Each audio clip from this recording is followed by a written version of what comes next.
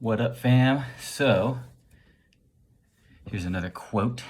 Instead of looking at the past, I put myself ahead 20 years and try not to look at what I need to do now in order to get there then. From Diana Ross.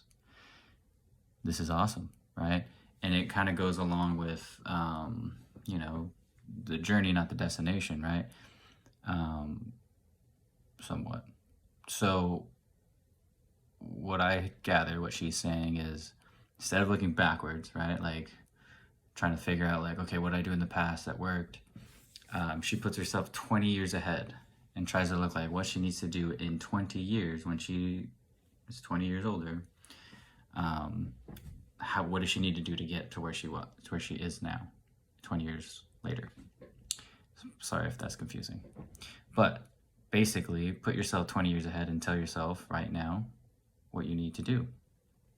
So I love this because it's moving forward. It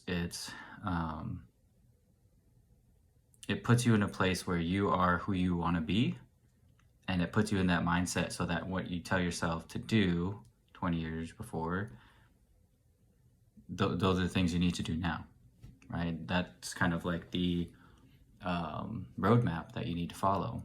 Like if I am where I want to be in 20 years, what would I tell myself 20 years earlier?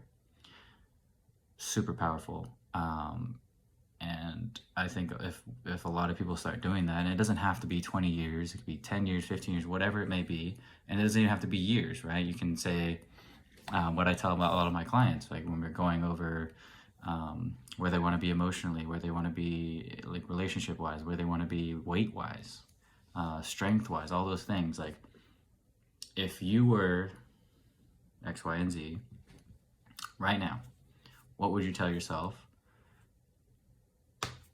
to do? That was a bad example.